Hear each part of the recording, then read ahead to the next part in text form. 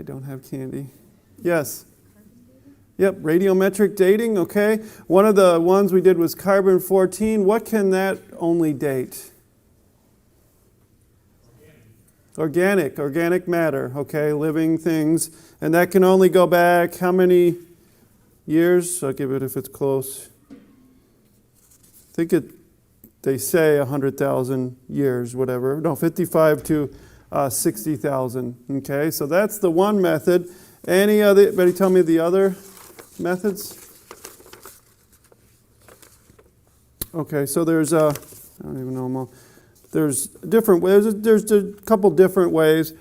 The rocks that they can only date are one type, and that is there's only 25% of the rocks are that type. Okay, so the sedimentary they cannot date. Most fossils are found in sedimentary, so they can't even date them, and it is very, very, very, very, very inaccurate. Okay. They said, did anybody remember what percentage of dates they reject? 50%. So I imagine somebody lied to you 50% of the time. How could you accept the other 50%? You know, and they don't even know that if the dates are really untrue because they just don't fit what they think it should be. That's how you know. How do you know you're lying? Well, you said something I don't agree with, so like that's what they do. So it's really, they date it the same sample, 3 different methods, and just one's 10,000 and one's 2 billion years, and another one's 1.2 billion. I mean, it is just like you just pick and choose and then say this is accurate and the others aren't, throw them out. They basically said if it's a date they like, then they keep it. If they don't, if it's close but not really what they want, they put in the footnotes. And if they really don't like it, then they don't put it in the paper. So you got to get rid of this. It's science, and they're 100% accurate. And trust us, we know what we're doing. There's a lot of guesswork. And then when they have a bad date, then they have to make up excuses why it didn't work.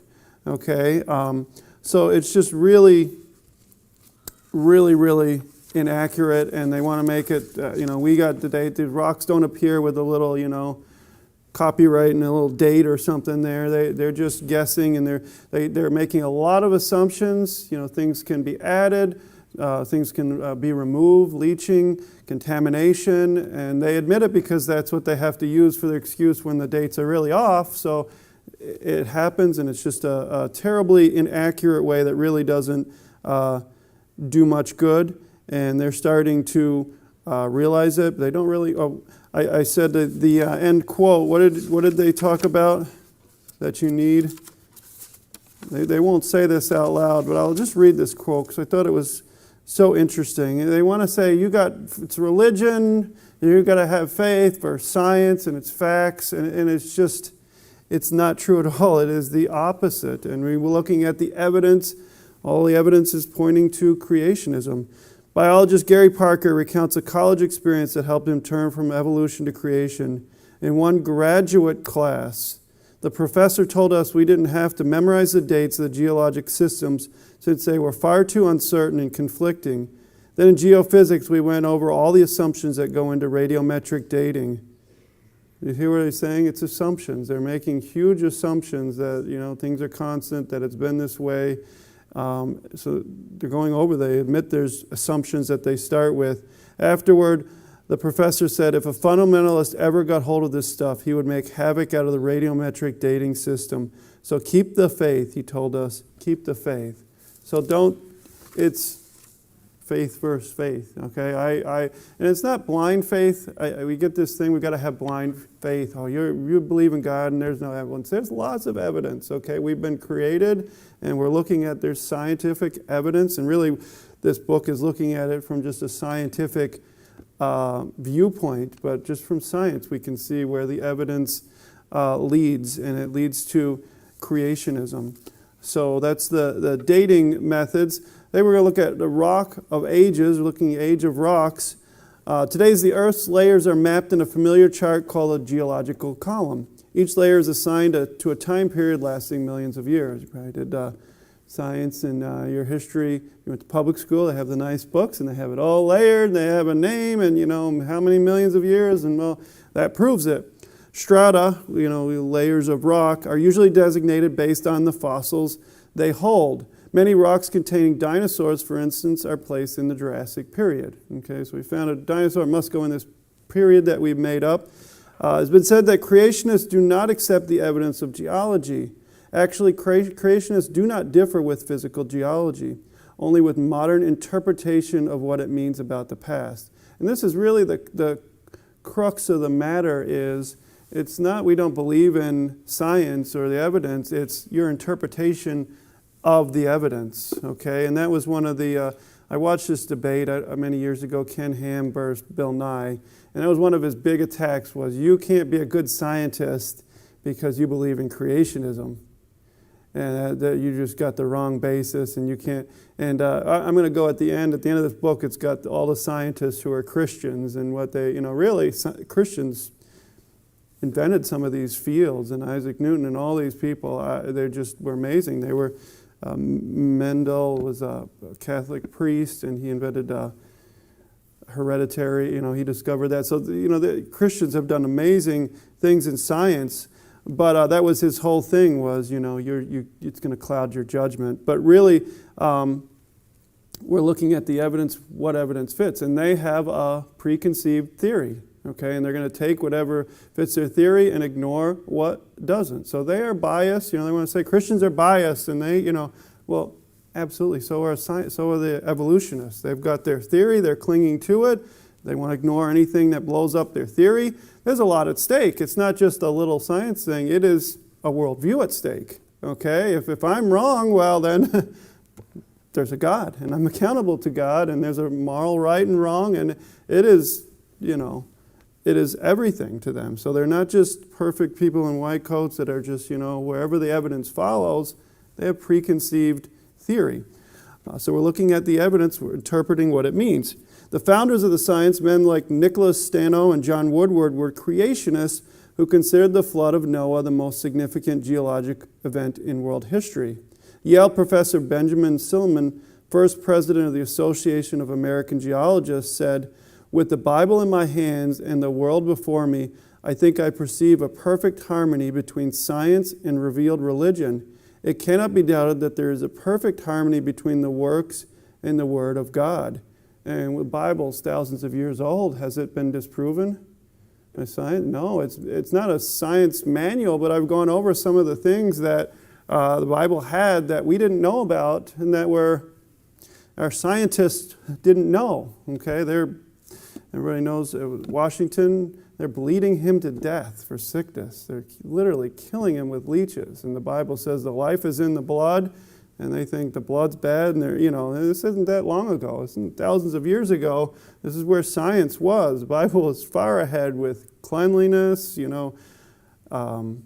quarantine and germs and cleaning, and thousands of years. The Old Testament had stuff that we didn't discover really, till recently. Civil War, they were doing crazy stuff and dying because of disease, and the Bible was way ahead. But the geologic column, in fact, was originally developed by creationists such as Adam Sedgwick, William Well, and William Conybeare. Sedgwick, for example, who named the Cambrian and Devonian strata, was a devout Christian and ordained minister. Okay, so this isn't, this isn't true, there's no strata. We see the evidence, it's what you do with it, it's how you interpret it. Whewell, who named the Eocene, Miocene, and Pliocene layers, was an Anglican priest. These men divided the geologic column into systems, not periods or eras. The later terms were changed. Most rocks in the column, of course, are sedimentary, mainly deposited by water action. Okay, what does that sound like? Yeah. Until the 1800s, this rock and the fossils therein were considered remnants of the flood. Okay. The geologist who most transformed the field along evolutionary lines was England's Charles Lyle, working on a concept developed earlier by James Hutton. Lyle proposed that the geologic layers simply resulted from natural processes today, gradual erosion and sedimentation. And we're going to look at a little bit about Lyle to see where this stuff comes from, where he got it from. In other words, sedimentary rock had been formed just as rain erodes mountains, and a river leaves deposits in a delta, drip by drip, grain by grain. Lyle's geology became known as uniformitarianism. Present processes have always been occurring more or less uniformly and account for nearly everything in the past. Okay? Think about that. Off the top of your head, can we say any catastrophic events that drastically change the landscape? Okay, we don't have to be scientists to realize that it doesn't take that. It's kind of funny that they believe this. This wasn't in the book, but what do they believe happened to the dinosaurs?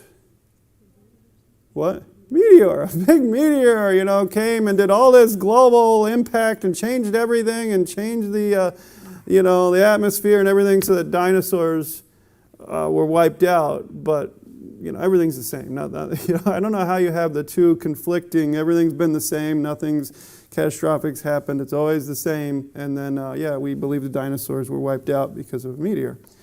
Many natural laws have been formulated by observing current processes.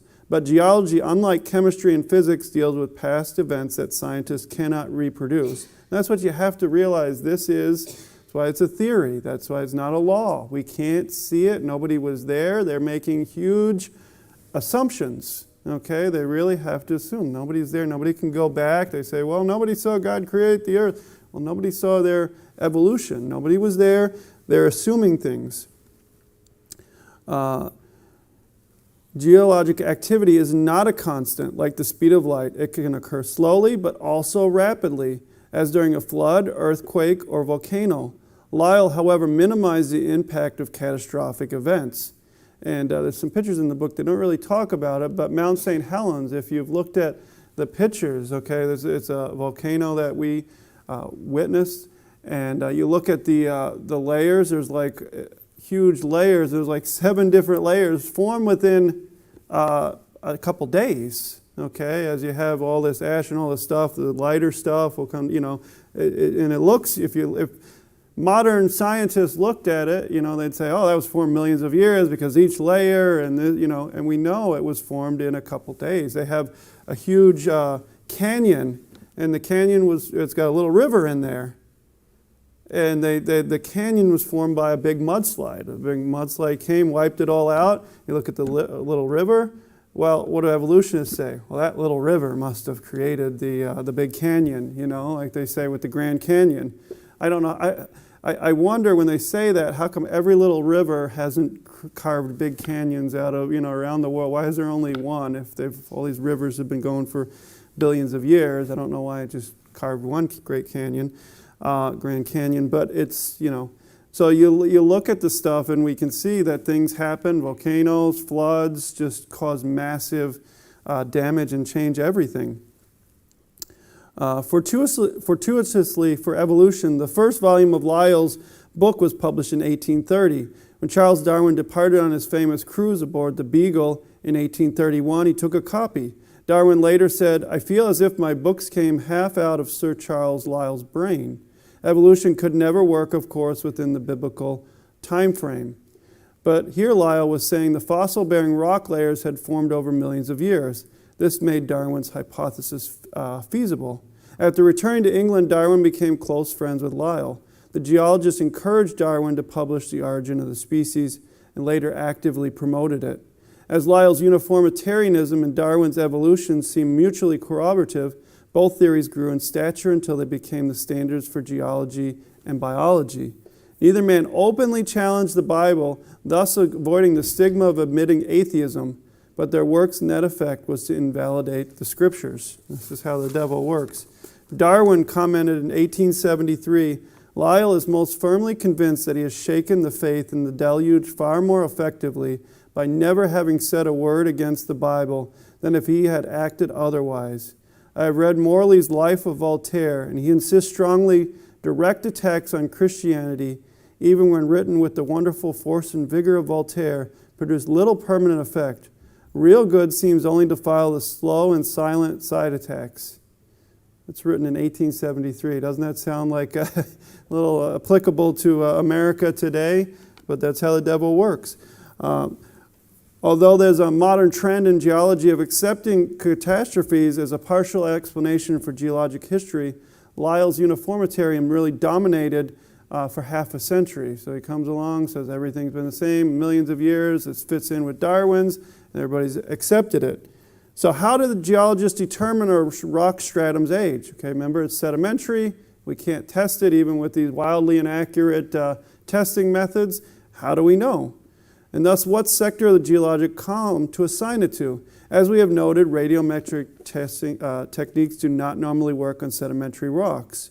Okay, and most of them were caused by in sedimentary rocks, caused by water. In most cases, geologists date a stratum simply by the fossils in it. They call these index fossils, but how do they know how old the fossils are?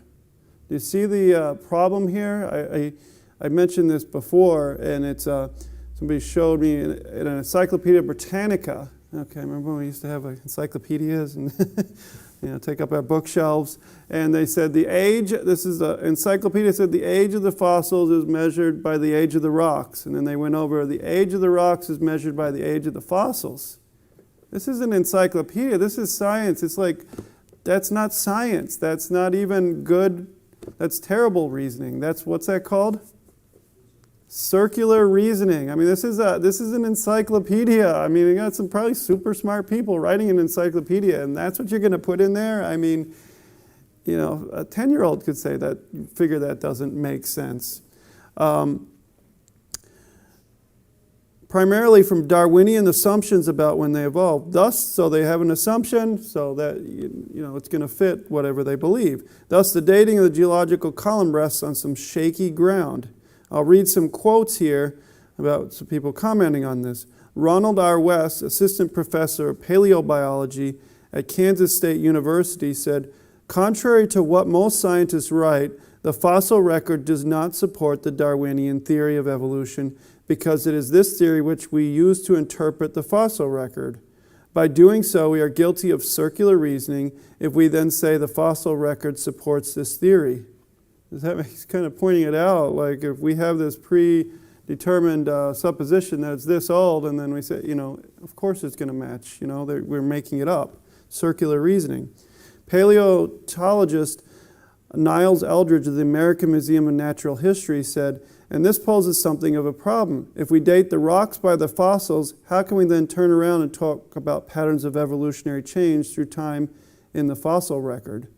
Tom Kemp, curator of zoological collections at Oxford University, said, "A circular argument arises. Interpret the fossil record in the terms of a particular theory of evolution. Inspect the interpretation. Note that it confirms the theory." Well, it would, wouldn't it? Okay?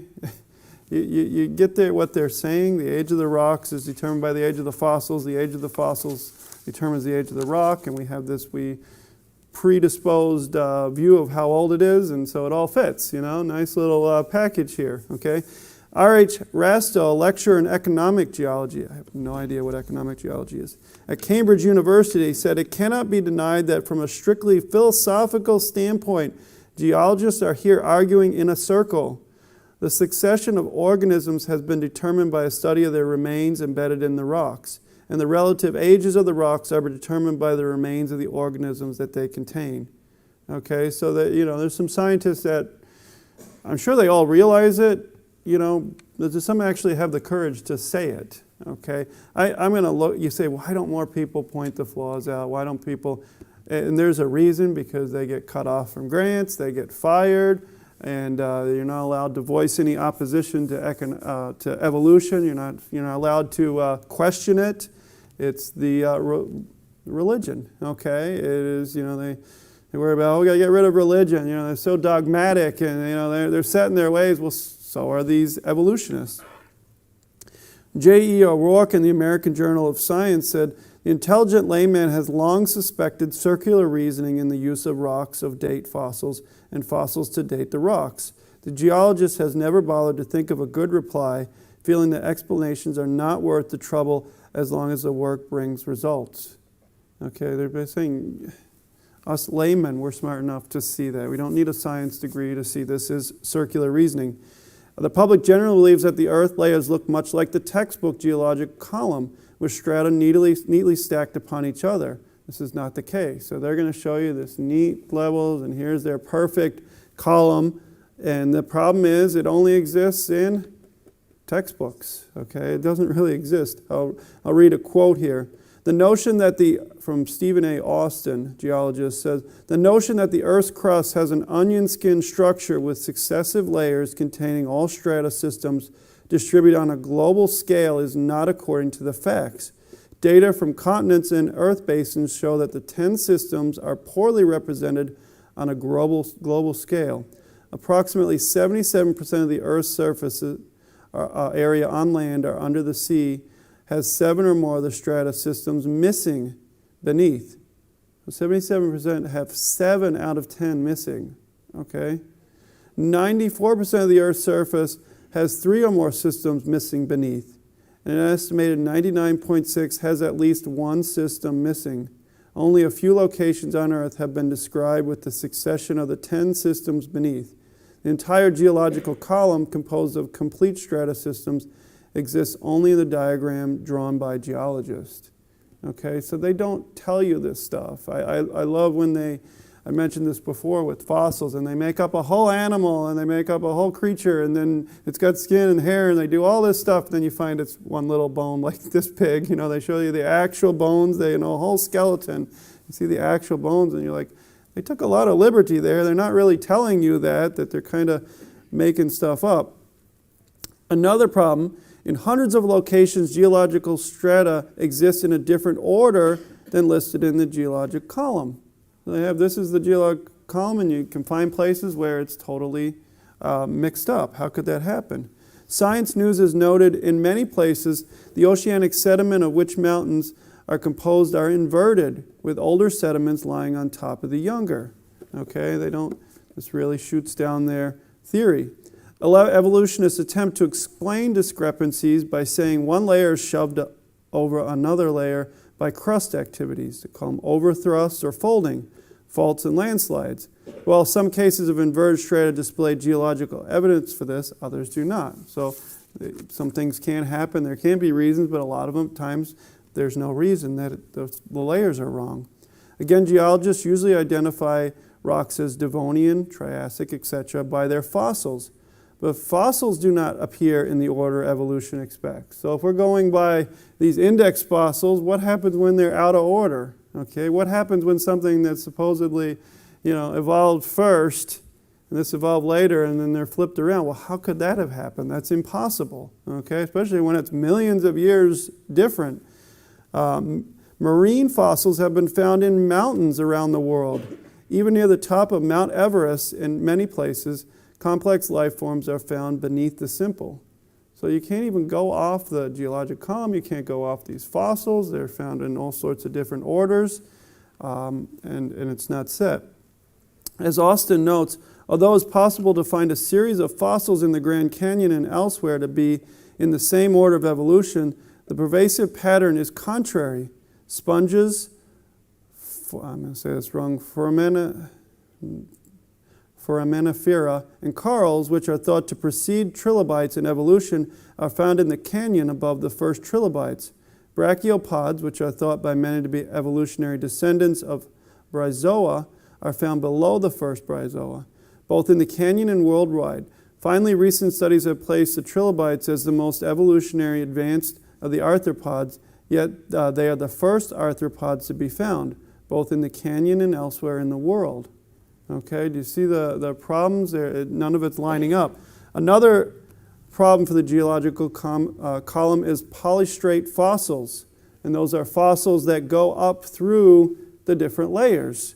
Okay, the example is coal. Okay, it supposedly takes eons to form, yet they've found upright trees. They found whole forests going through the strata. So if it took millions of years for each strata, how did the tree, get fossilized upright? Okay, most people, how a tree, when it dies, it falls over, it decays. Well, how did it, supposedly formed over eons and millions of years? You got a tree, so, a bunch of trees. They found many. They found forests, all sorts of evidence of a tree going right through all these strata. It can't happen.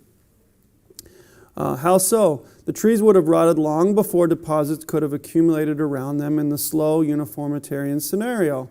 So what is that telling you if a tree is standing upright and it's fossilized?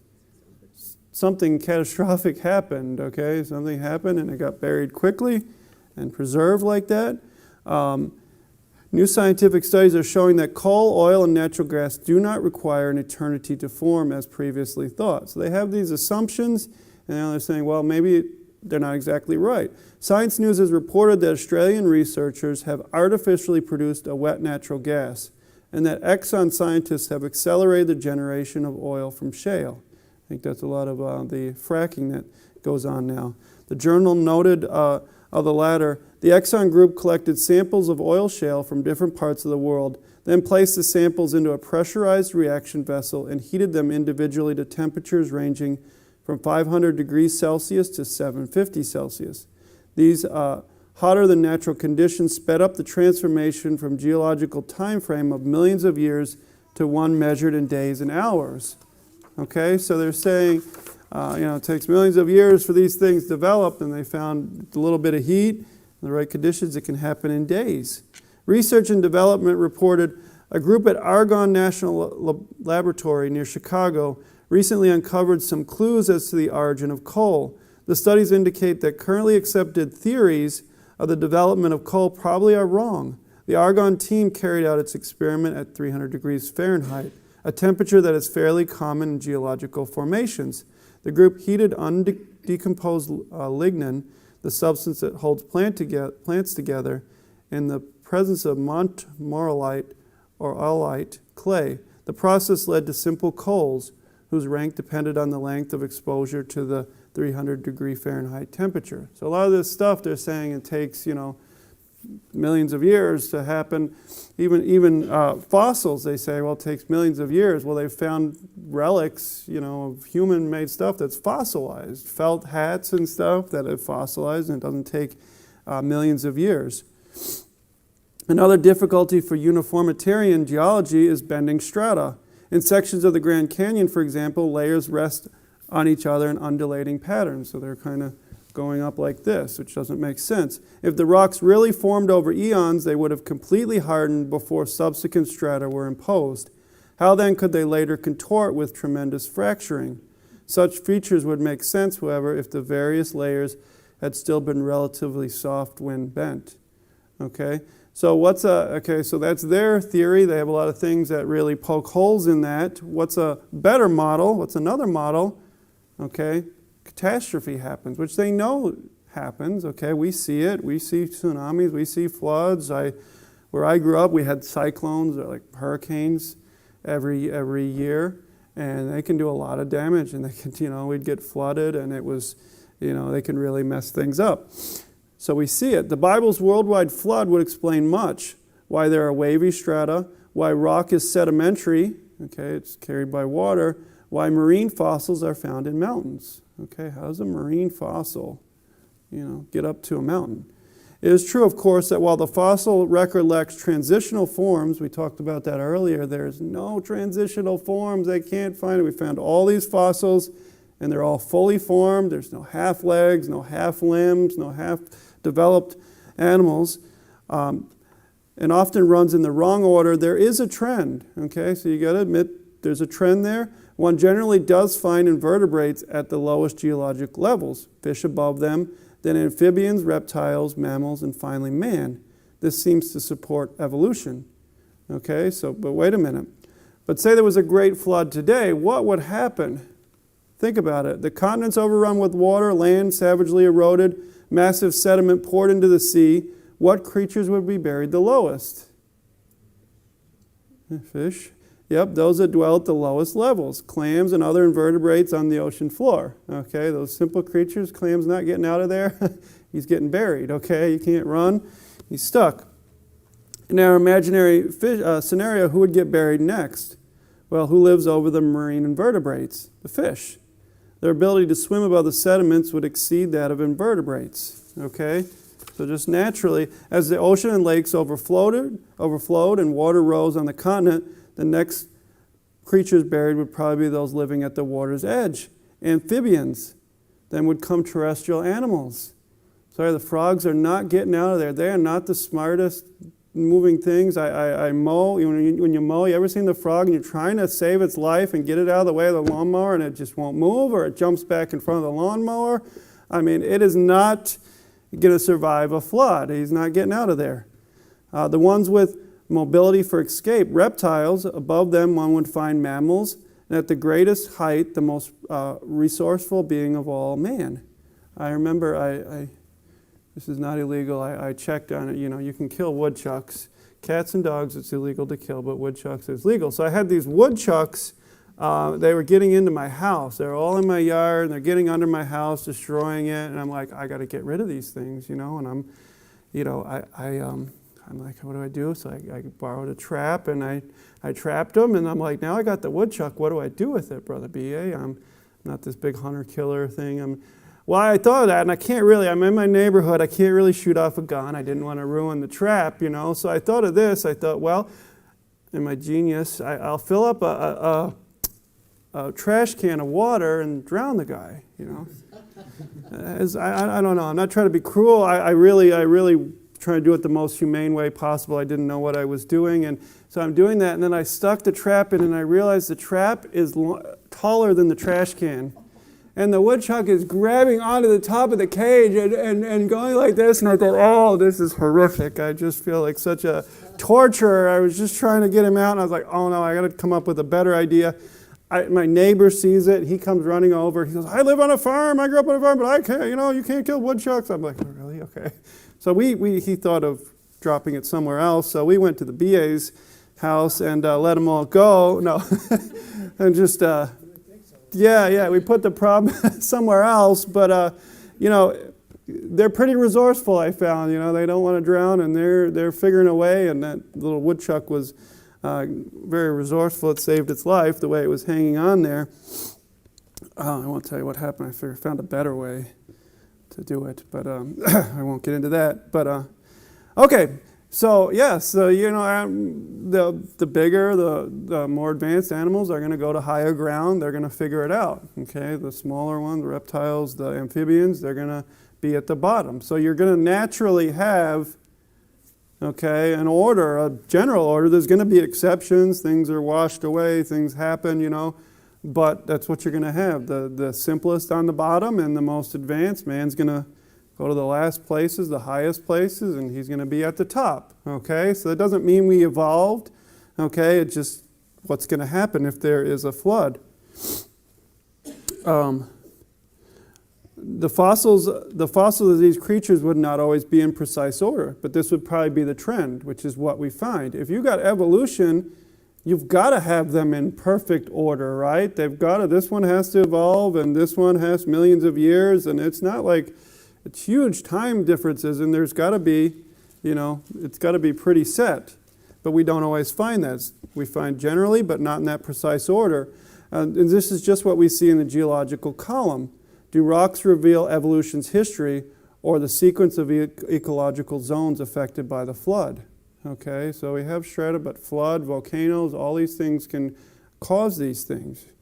Another question, countless billions of fossils are on the earth, but today millions of fish die daily. And with very rare exceptions, they don't leave any fossils, neither do other animals. Why not? Okay, what happens when an animal dies? They get destroyed, ants and all sorts of bacteria, and there's nothing left. Okay, so fossils aren't made naturally under natural conditions. Most fossils are bones mineralized by sediments. A dead fish may float like a goldfish in a bowl, or it may sink. It is either devoured by predators or decomposes, but rarely is it buried under sediment before these events occur. Okay, think about that. The animal, whatever it is, has to be totally buried. And that doesn't happen quickly, especially according to uniformitarianism. Okay, this is true of land animals as well. Millions of buffalo were killed in the last century, but they left no fossils. Okay, people are eating them for their meat. The other creatures eat them. Okay, scavengers, decomposing bacteria took care of that. Fossilization means a quick burial. Okay, we got all these fossils. What do they point to? Slow uniformitarianism, no catastrophe, or a quick burial? What's the best way for a quick burial? A flood. One evidence for this preservation of soft body parts. Think about that. Soft body parts, not just bones, the flesh. Millions of fish fossils include fins and scales. Okay, these should decompose very quickly. In fact, many fossils are entirely soft-bodied creatures such as jellyfish and worms. How do you get a jellyfish fossil without some catastrophic event? Even the fronds of palm trees have been preserved. You think about that, they rot within weeks. Obviously, such organisms were buried fast. We even have fossils of animals giving birth and eating each other.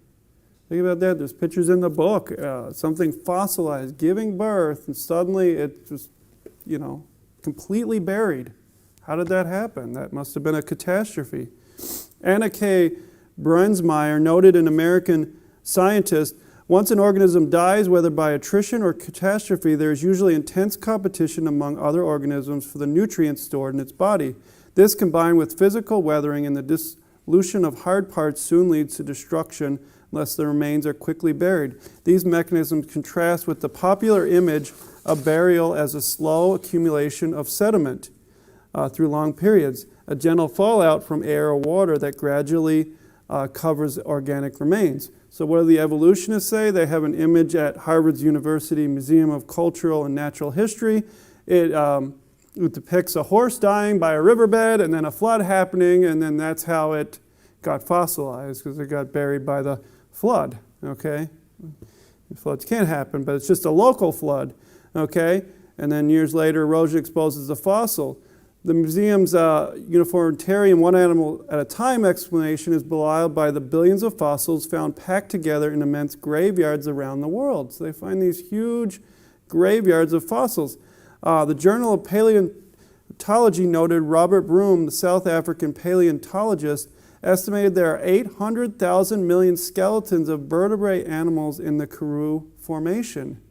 How did all these animals in close proximity all get buried at the same time? Is he saying 800,000 million skeletons? Harold S. Ladd of the U.S. Geological Survey wrote in Science that in California's Monterey Shale, more than 1 billion fish averaging 6 to 8 inches in length died on 4 square miles of bay bottom. Okay, that means they all got buried. They all died at one time, and it must have been something catastrophic. They didn't just, die one at a time, and they would have just decomposed, but they were all fossilized. At this period of our history, some terrible catastrophe involved in sudden destruction the fish of an area at least 100 miles from boundary to boundary. Okay, that's a pretty big flood, 100 miles, perhaps much more. The same platform in Orkney as at Cromarty is strewed thick with remains, which exhibit unequivocally the marks of violent death. The figures are contorted, contracted, curved. The tail in many instances is bent round to the head. The spines stick out. The fins are spread to the full, as in fish that die in convulsions. Okay, this is a huge burial, hundreds of miles wide, and they've seen the same with dinosaur graveyards. In Utah, for example, 40 to 60 allosaurs were buried together in 1940. The skeletons were disarticulated, suggesting a disaster befell them, so they were all intermingled. It wasn't just one died and then they came back and, no, this is where they like to die. They're all mixed up. The absence of bones of small juveniles implies that many had been fleeing. In fact, the fossilized bones of most animals are found higher than their fossilized footprints, suggesting flight upward as one would expect in a flood. You get that? They find footprints. They don't find it. They didn't go up to the hill for just a walk and then come back down. They're higher than their footprints. At the Harvard University fossil exhibit previously mentioned, there is a collection of rhinoceros bones excavated in Nebraska. The display sign reads, "One of the interesting features of the deposit is its composition. As this section shows, the bones did not lie in any natural association, but are disarticulated and intermingled. It's difficult to reconstruct the circumstances which led to the formation of this deposit. Perhaps a local catastrophe, possibly a severe drought." Oh, okay. Well, we can have local ones. We just can't have Big ones. We can have everywhere we can have little local floods, but it couldn't have been one big flood. Even uniformitarians have to admit the role of catastrophes, but they invariably call it local, since to do otherwise could make the Bible right. Okay, they have to steer away from that. And they see all these catastrophes. It couldn't be all together one big event. They all had to be separate, huge floods. For if the geological column is the result of Noah's flood, the theory of evolution goes down the tubes. The truth is, however, that sudden and massive death is the mark of fossils worldwide, suggesting a disaster worldwide. This isn't just one place. All the countries, they find these massive fossil deposits all at once. Warren D. Allen, I'm closing here, in Science in 1993 says, as is now increasingly acknowledged, however, Lyle also sold geology some snake oil. He convinced geologists that because physical laws are constant in time and space and current processes should be consulted first before resulting to unseen processes. It necessarily follows that all past processes act as essentially their current rates. This extreme gradualism has led to numerous unfortunate consequences, including the rejection of sudden or catastrophic events in the face of positive evidence for them.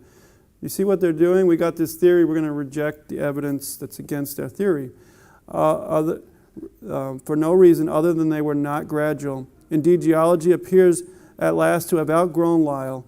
In an intellectual shift that may well rival that which accompanied the widespread acceptance of plate tectonics, the last 30 years have witnessed an increasing acceptance of rapid, rare, and catastrophic events. In the last paragraph, Derek Ager, who is certainly not a creationist, affirmed this. He said, the hurricane, the flood, or tsunami may do more in an hour or day than the ordinary processes of nature have achieved in 1,000 years. And if the hurricane, local flood, or tsunami can accomplish so much, what then the flood or Noah? Okay, so we have to realize the dangerousness of this uniformitarianism. There is catastrophes, we know that. They have dramatic consequences. They give appearance of age. And just looking at the geological strata, doesn't exist around the world like they want to tell you. The fossils are all mixed up. There's things going through the fossil levels which should not happen. They were formed millions of years ago. Fossils themselves have to be formed by usually a flood. Okay, a flood. That's why we have all these fossils. We found mass graveyards of animals.